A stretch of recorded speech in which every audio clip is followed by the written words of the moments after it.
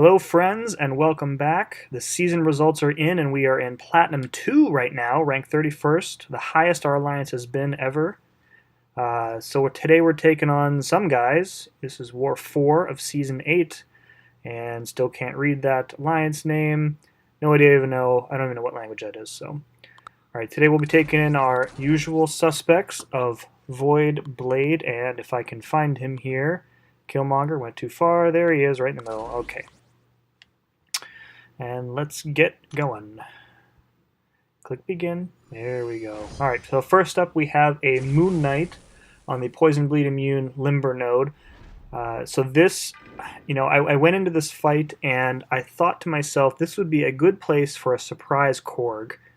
Even though he's already bleed immune, he's not poison immune. So just to be on the safe side, I pop a boost here. And as you'll see in a minute, it's not necessary. So this is Moon Knight, but he's in his new moon phase, which means that he has a chance to evade attacks. It's really the only reason you would ever put Moon Knight on defense is when he's in this phase. I do get tagged quite a few times in this fight. I don't know if I just wasn't feeling it or what.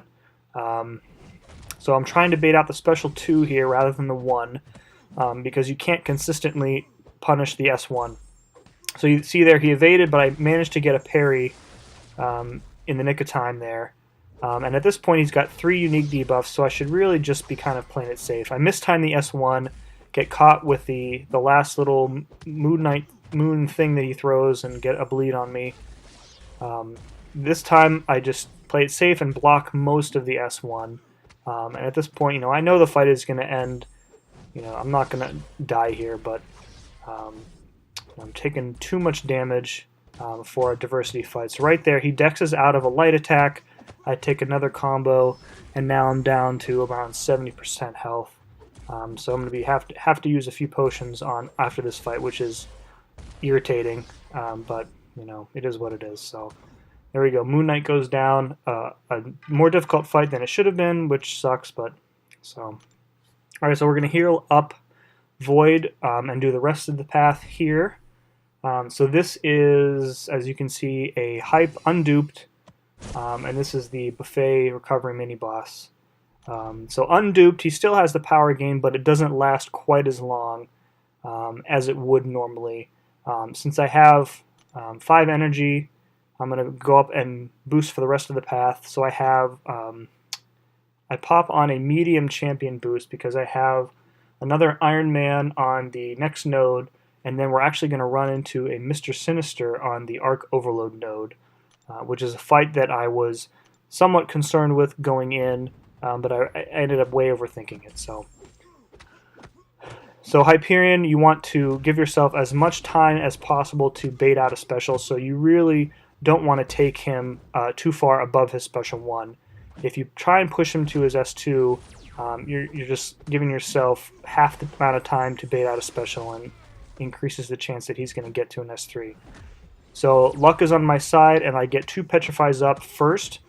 So this fight is pretty much over at this point. So his power gain is completely nerfed. So I can essentially just play the fight normally now. I don't have to worry about him getting to his S3. And eventually the power gain is going to start reversing when I get Fear of the Void up. So really lucky to get those petrifies up. And now I can evade his attacks all day and just try and bait out that laser beam while the degen kills him. So he can be as defensive as he wants here. So I should have gone in after that heavy attack to punish it. I don't really know why I didn't. You see, I got another Petrify up right after Fear of the Void. So now his power gain is reversing. And this kind of works against me in a way, in that, so now you see, so he threw a special, but now his power is going to drain. So it's really difficult for me to get back to a special 1 and dodge it, but in the end it doesn't matter. I just plow through him and down he goes. So pretty good fight, very happy with that one. Alright, so next up is another Iron Man Infinity War on the Aggression Armor Explosive Personality node. I'm going to treat this fight the same way I did the last 2 fights we did against MODOK and Iron Man. So you pretty much just have to spam heavy attacks. I have a little bit extra power with the greater champion boost, so this won't take as long as it did the last time. You can see it. So I got the Petrify up first, so you know I'll have Fear of the Void up regardless by the time he gets down to 15%. But at this point, I really just want 3 unique debuffs first, so I want to maximize my degen capability as quickly as possible here.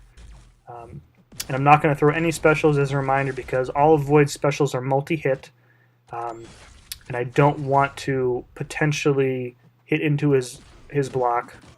So you see there, my indestructible boost did save me. I had put that on, I forgot to mention that.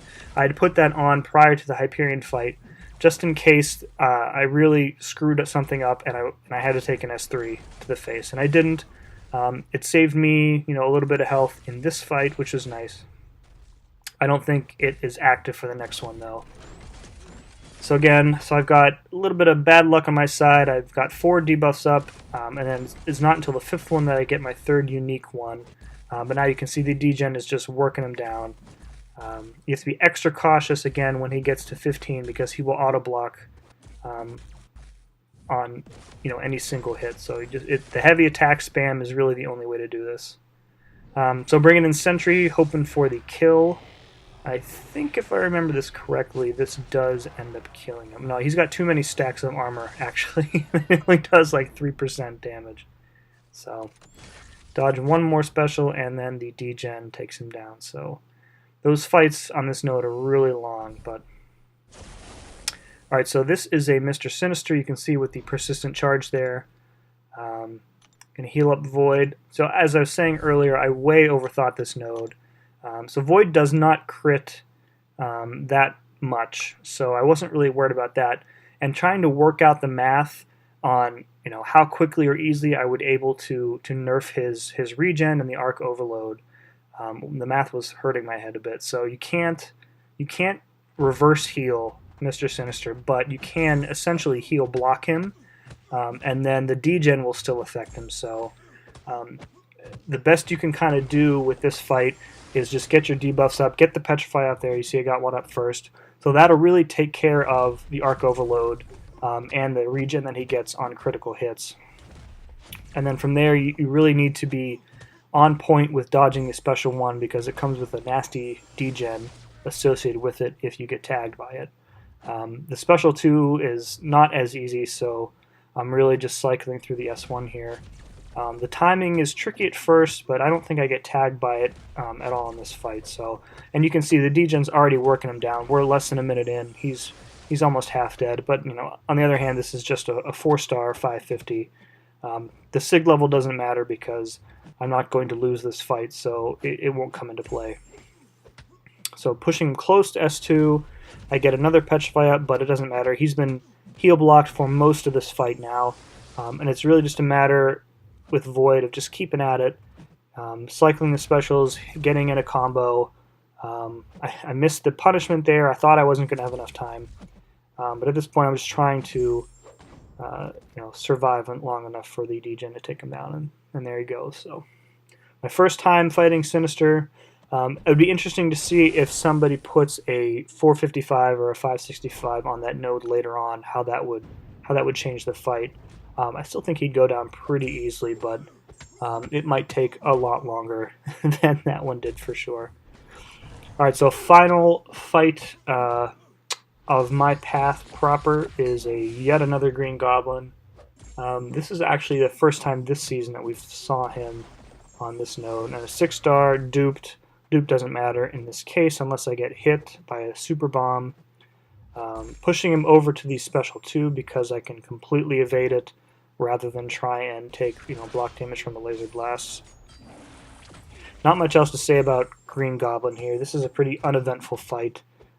Get the Petrify up pretty early, so you can see his regen is still going, but it's not as strong. There, I get the second Petrify up, and now it's the fight is way under control.